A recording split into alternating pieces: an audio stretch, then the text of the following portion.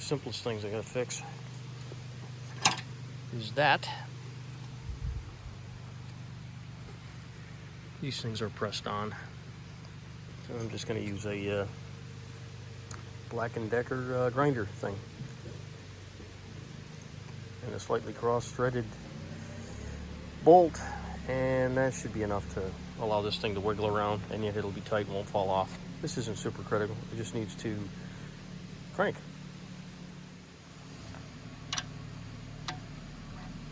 It's actually tight enough so it sort of threads in, but once it gets there, it still spins, which is exactly what you want it to do for when you're cranking it. But even though it won't fall out like that, I do want to have a nut on that just to keep that from going anywhere, because I'd prefer to keep the crank there.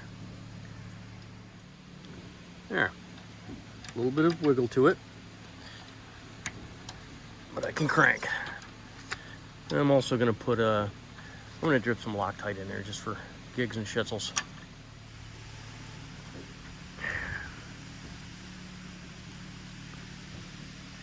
Normally, yeah, you'd put this on the threads, but I'm just going to pour that in there, and I'm just going to let it sink down.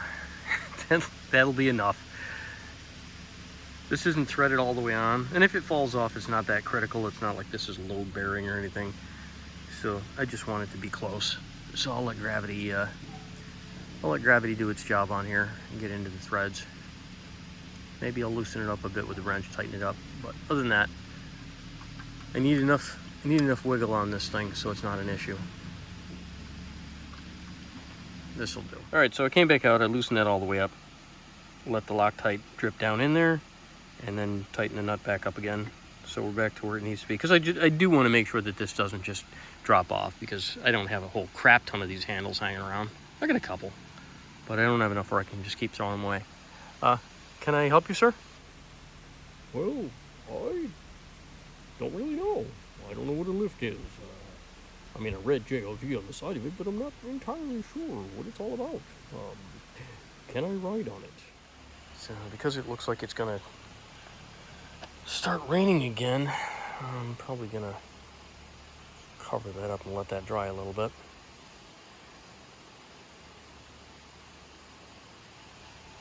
Let's see where my bubble is now. Yeah, the bubble did shift overnight. Interesting. So that bubble was dead center the other day. So I guess that's a good reminder to make sure you check the machine every day if you're working on a long-term project. Especially if it's on soft ground. I think my big problem was there. That's a piece of hardwood, but it's actually pretty thin. So I can see where that's bowed out. That's another piece of hardwood, but it's thick, so that's not bowed out. That's actually cherry. Good to be using this kind of stuff, eh? I've got some thicker pressure treated stuff out back that I'm going to use. I just needed to do this because I wanted to test this thing, just to make sure it was working. So now that I've done that, I can pull the oak out of there, and I can pull the cherry out of there and put something cheaper in. Yeah, hopefully that stuff will dry out. I did not expect it to rain like crazy the other day. It was supposed to be good all weekend, so that was kind of a bummer. I decided to save the cherry first, seeing as that's the most valuable stuff.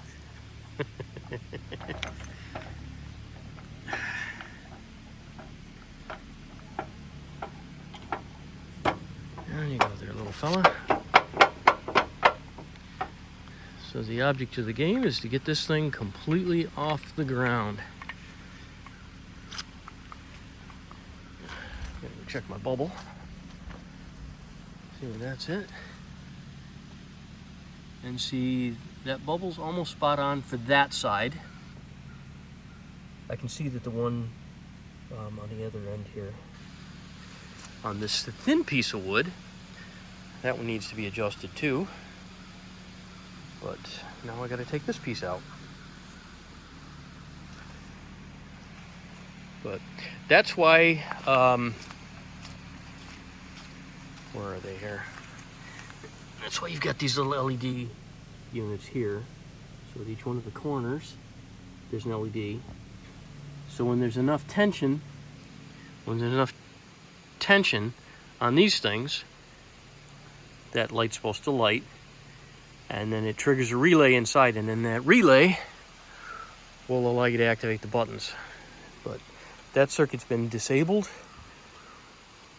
So one of the previous owners hooked this additional switch on here, and this switch basically just activates the hydraulic pump so that you could potentially run this in an unsafe condition, which I'm not planning on doing. I'm planning on making sure that I've got that working again. But other than that, I mean, it's in pretty good shape. Not bad for a 1999. Cribbing squirreled away all over the place here. Oh, that one's too tiny. It's a little pressure treated piece, but it's not big enough. 4x4s aren't gonna work. These guys aren't gonna work. That's pine. That's a Yorkie. They never work underneath outriggers. There we go. And there's a nice pressure treated chunk. And I'll take care of this board here. I don't want to flip the crank up yet because until this stuff's dry, I don't want to mess with it. As soon as that Loctite dries, then I'll be able to spin that handle around, and that will not be a problem. Makes it real inconvenient not to have a handle, though, that's for sure.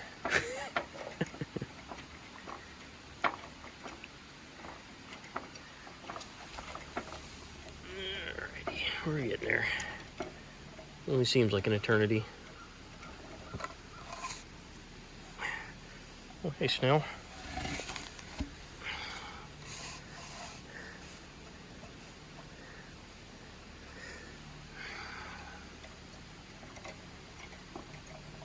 On the bright side, all this stuff is lubed up pretty nice. So there's, he's got anti-seize or whatever on there. And then you'll see that sucker tighten up pretty good.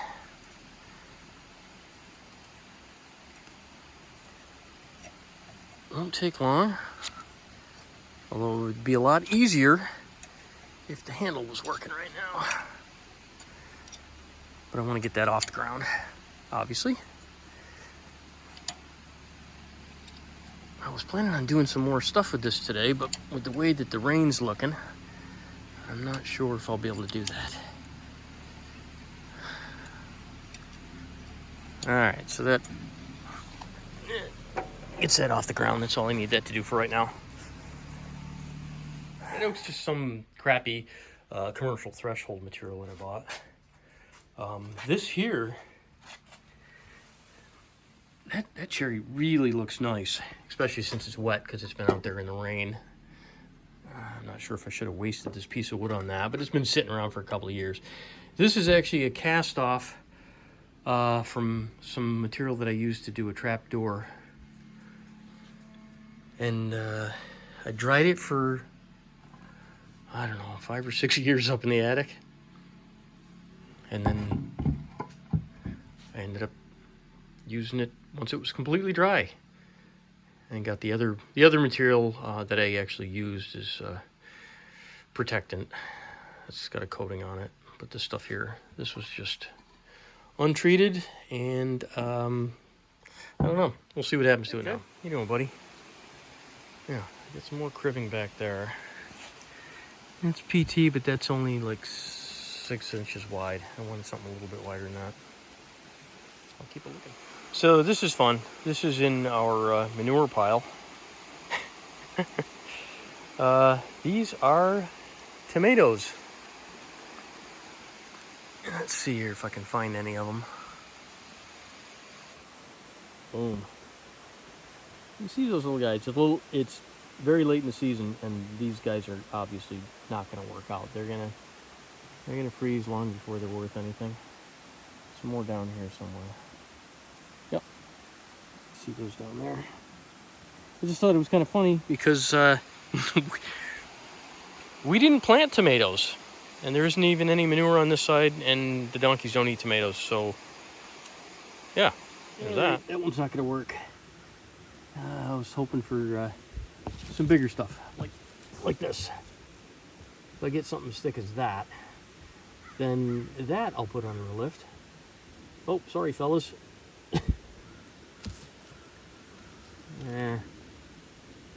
Your cover's back. Sorry about that. Took their home away just to make an illustration. So yeah, I want some fairly thick material for the base plate. Alrighty. Yeah, I'll chop this one in half. That'll be good. There we go. Quick work with the saw, and now I have 2 of them. This thicker pine board actually, I mean, they're both pine, but that one's pressure treated, considerably thicker. This one's not pressure treated, and this one's also rough cut. So that was milled. So that is, the grain is not nearly as tight as commercial lumber is. Anyways, same deal with this.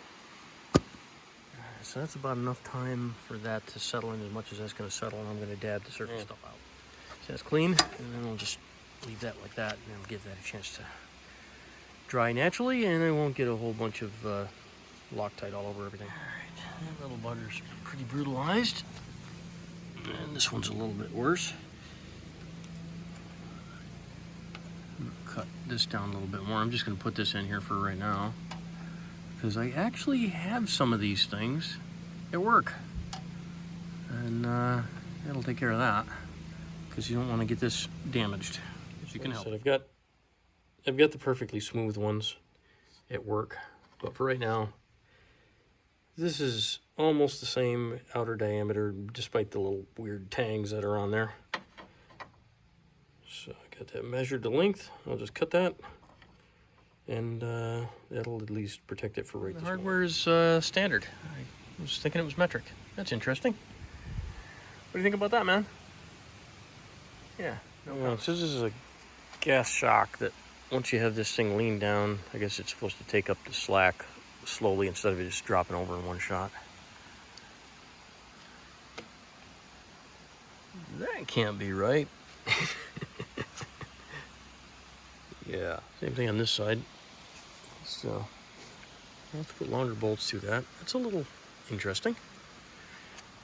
It's not actually holding anything right now, but I don't think I would trust it to go up into these things like it's supposed to go. So it's interesting because this looks like the proper type of bolt based on the size of the hole,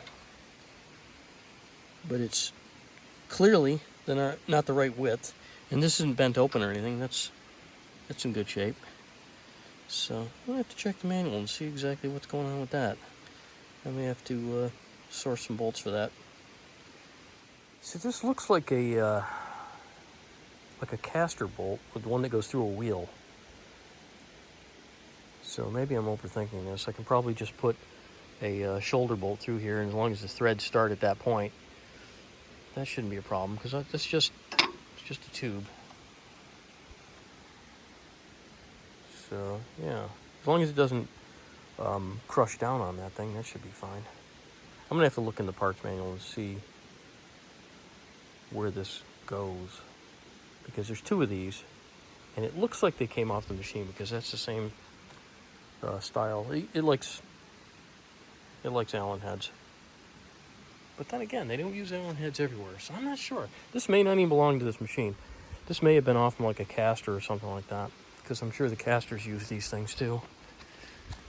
And no, they don't. I don't know what that is. I guess that's a special caster one. It's got a grease fitting on it though. That's kind of cool. All right, more thought required. All right, found some shoulder bolts. Lock those down. Well, clearly not ideal. It's not going to fall out, so that's better than it was. Brought to you by Loctite and donkeys. Wrangler Star prefers both, but only uses one for glue. Guess which one?